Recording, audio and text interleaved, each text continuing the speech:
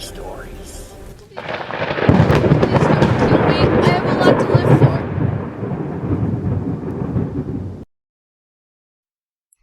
I own a small business. The weekend before Thanksgiving, I was a vendor at a local market. I was set up next to a father-daughter woodworking duo. The father told me what their relationship was and that he made the items and she hand-painted them.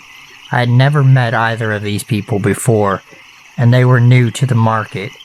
It was a 4-day market, and the vendors are all really friendly. Just after settling in one day, the father of the duo started talking to me, with the friendliness of the vendors in mind. The fact that I was in similar age to his daughter, him being 20 plus years older than me, and him telling me lots of dad jokes and old guy jokes, it didn't strike me as weird. Maybe had I not been there in a business capacity trying to work with customers and focus on what I was doing, I might have caught the signs that he was going to be an issue before it got too far. I would have shut him down from the get-go, but I did not, and he would not stop talking to me. I do not say this lightly. When I didn't have customers, he would talk and talk non-stop. He kept asking me personal questions, which I avoided like the plague. I tried to work on making some items while we were slow, turning away from him and trying to deter him from talking to me, but it didn't stop him. No amount of ignoring him turned him away. If he was in the middle of saying something and a customer came to the table, he would interrupt or talk over the customer, or even over me talking to the customer. He would come over, stand in front of my table, and block customers from physically being able to get to it, and he'd talk. He stepped in front of customers to talk. He also tried moving my product around because he has OCD and my colors needed to be organized better. I organized my table by product, not by color, or nobody would find anything because everything would be all over the place. He was chasing off my customers and bordering on the line of creepy. I kept my customer service voice and asked him to go back to his table and to please stop talking and allow me to work, and to not touch my stuff, etc. He did not let up. I should have been ruder to him, but I was so concerned about customers hearing me speak curtly to someone because they don't know what's going on, and I would end up sounding like an ignorant one. I act much differently when representing my business than I do when dealing with this sort of thing on my own. He eventually took to asking me if I was single. I didn't really answer him one way or another because I wasn't thinking clearly. I kept trying to ignore him. That's all I could do about it. I tried to talk to his daughter a little bit, who seemed lovely, but he wouldn't let me without interrupting. The one thing that I did not see him do during the entire 4 days we were there was actually talk to one of his own customers or help them. He completely ignored his daughter, his own table, everything. Now that I look back on it, it was a somewhat obsessive behavior, but again, I was wrapped up in trying to handle my own business and didn't catch it. By the first day, I was so drained. I came in early on the second day specifically so I could rearrange myself. My chair had previously been on the side of the table closest to his, with my bags for customers and my work bag on the other side. I moved everything between his chair and mine, and moved my chair as far away from him as I possibly could, without getting out of from behind my table. It did nothing to stop the situation. It may have actually made it worse, because now he just talked louder. By the middle of day 2, I was fervently texting and trying to find someone to come and fill in for me, as he continually asked me who I was texting, as if it was any of his fucking concern. Being the weekend before Thanksgiving, I was unsuccessful, feeling like I had no other choice. I went to talk to the event organizers in hopes that someone may not have shown up and that there was an empty table somewhere that I could move to. They told me there were no more empty tables. I professionally told them what was going on and that he was impending on my sales, being inappropriate and bothering me, hoping for a solution. They would not do anything. He and his daughter had paid for their table, which I fully understood. I wasn't expecting them to be removed, but I was hoping something could be done to stop this. It got bad enough that I made sure they weren't renewing their table for the Mother's Day event before I renewed mine. If he and his daughter were going to renew, I was either not going to come or asked to be moved when renewing my table, as you get the same table when you renew otherwise. I made it through all 4 days by ignoring him as much as possible.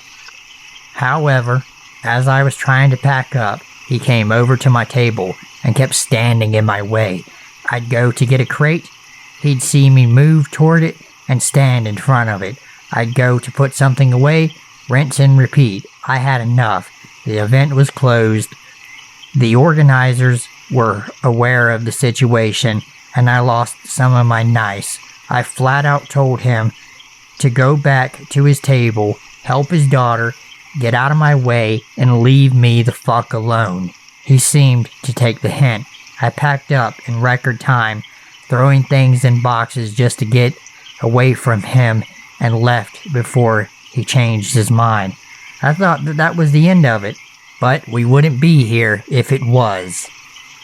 I was home for about an hour when I got a message on my business Instagram from him that started with, "I hope you don't mind, but I got your information off of your business cards." There's one major red flag with this. I kept my business cards under my booth where I sat so I can put them in bags and hand them out accordingly. I never gave him one. I never would have. The only way he got one was to go behind my table and take one while I was in the bathroom. He went from being completely annoying and somewhat inappropriate and creepy to straight up creepy. He then proceeded to come on a multiple paragraph rant about how he had no friends, knew immediately we were going to be the best of friends. He also told me there was an obvious spark between us and he couldn't believe he found his best friend and soulmate. He wanted to know when he could take me out on a date after all the sexual tension over the last 4 days. I was floored. I did everything I could over those 4 days, short of telling him to shut the fuck up and go back to wherever level of Dante's Inferno that he came from, and this is what he took out of it. I flat out told him that I was not interested. I do not feel the same way or enjoy talking to him over the weekend, and that he was not to message me or attempt to contact me again, or he would be immediately blocked. Long story short, I gave him the same spiel multiple times and had to block him on Instagram, ban him on my business Facebook page, and block him through my business email.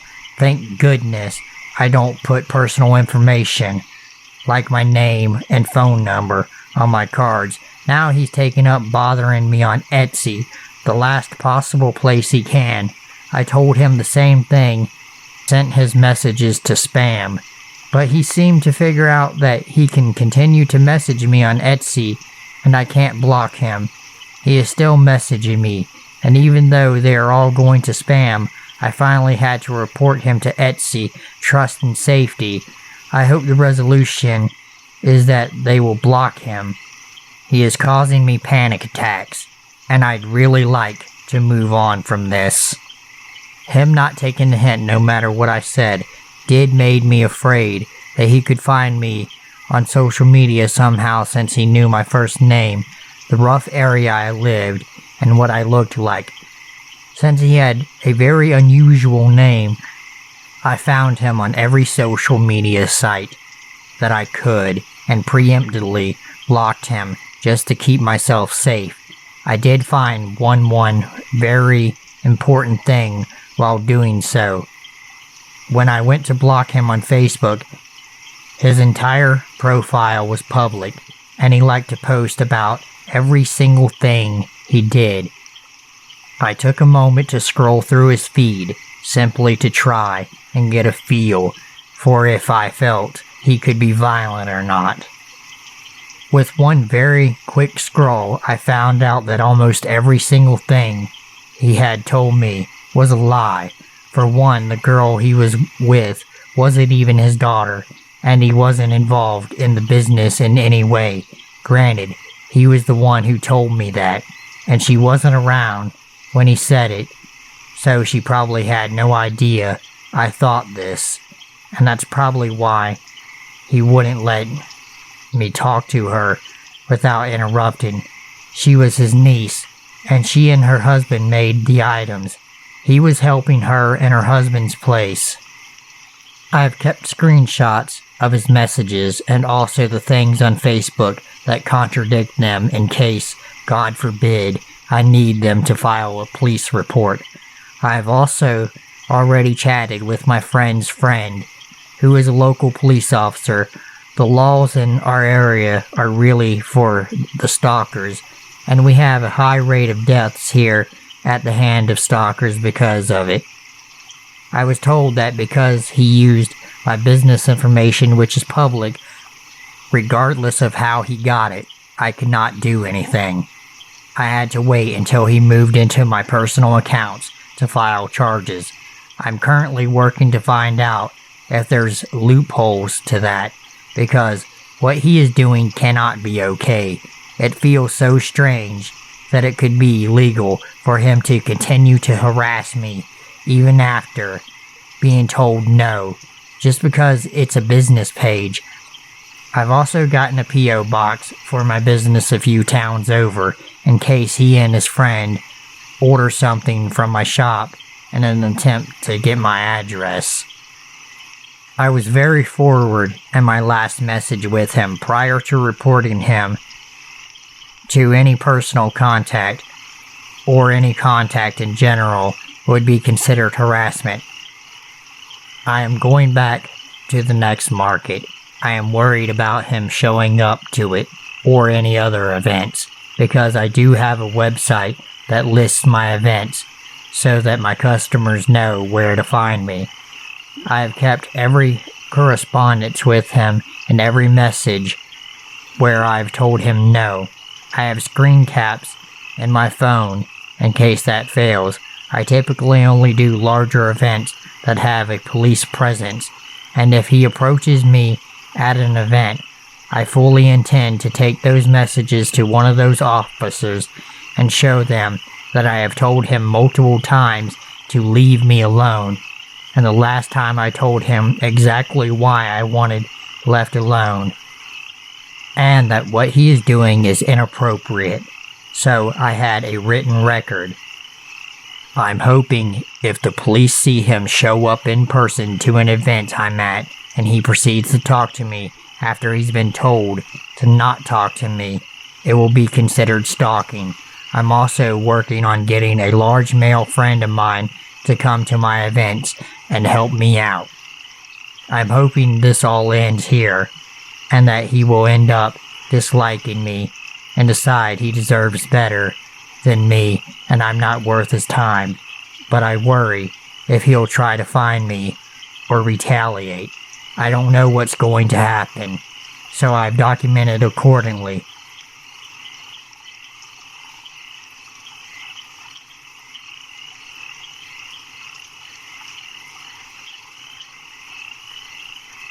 This was a very strange encounter. It was very scary at the time, but when I tell people this story, they usually don't think it was something to freak out about.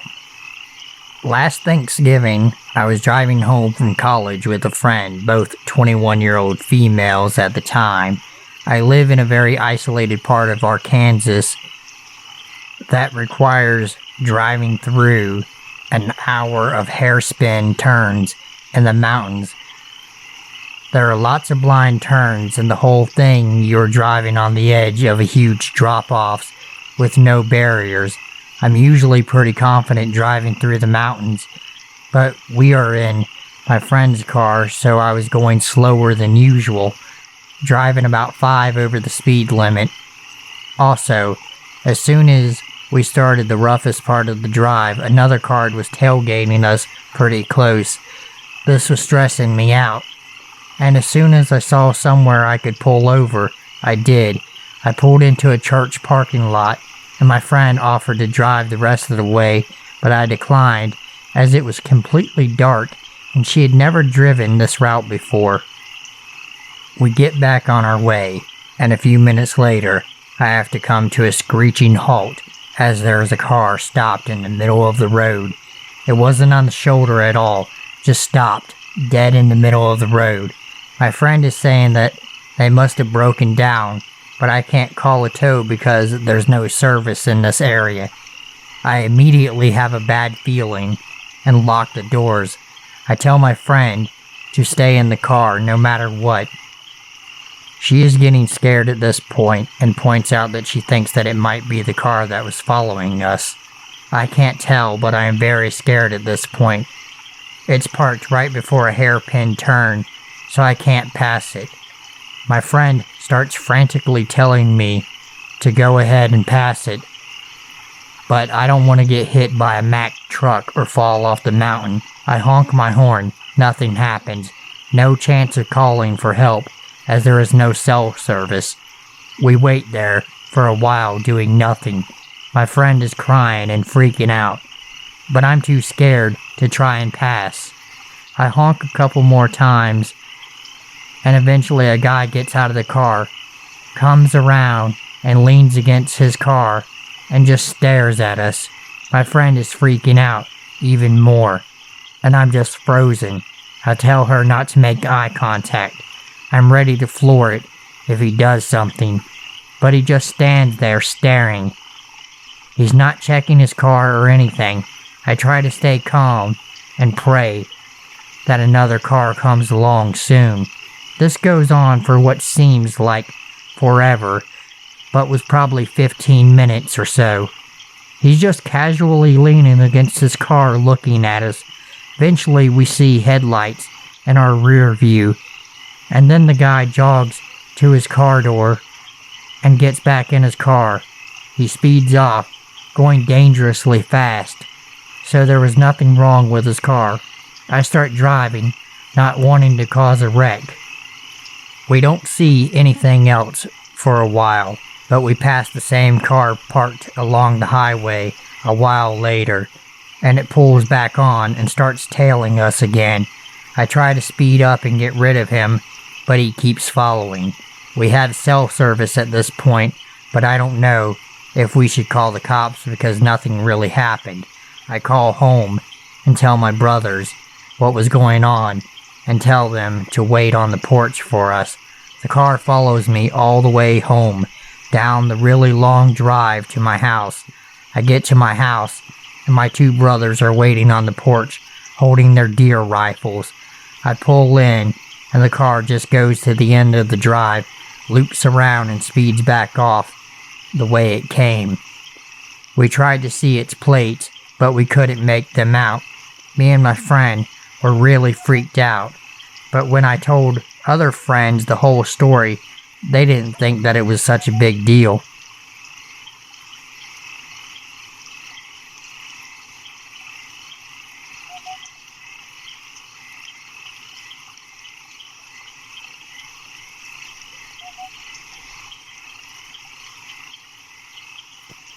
I am 22, and this incident happened a year and a half ago. I had just moved into my first apartment and was in the process of moving in. The door that led into my apartment locks itself automatically when closed. So, I was going to the entrance of the apartment complex to get my mail. While talking on the phone with my boyfriend, I returned to my apartment and sat down on the bed while opening the mail while using the phone. I dropped my phone on the floor and it landed under the bed, so I had to lie on the floor and stretch for it. I saw something that caught my eye. There was someone under my bed. My eyes widened, and I choked the urge to scream. The person under my bed was lying still with his back towards me and his head to his chest, so I couldn't see his face. And he didn't see me. Trying to be rational while so many thoughts rushed through my head, I picked up the phone and said, "Sorry, I dropped my phone. I'm just going to take a shower and call you back." The bathroom is right by my bed, so I hastily walked in, quietly locked the door, turned the shower on, and jumped out the window. My apartment is on the first floor, and I called the police. They told me to wait nearby. They said to go across the street and see if anyone comes out the door to the apartment complex. This was during summer, and it was still light out. I placed myself across the street, hiding behind a car while watching my open bathroom window and my front door. I called my boyfriend, and he came to me just before the police. I gave them my keys, and they went inside. Only moments later, 2 cops come out holding a thin, tired-looking man. His eyes looked crazy, but he didn't try to get away. The policeman that stood beside me and comforted me while the police searched through my house. I was a mess, shivering and crying. Told me that the man stood outside my bathroom door with one of my kitchen knives waiting for me to come out.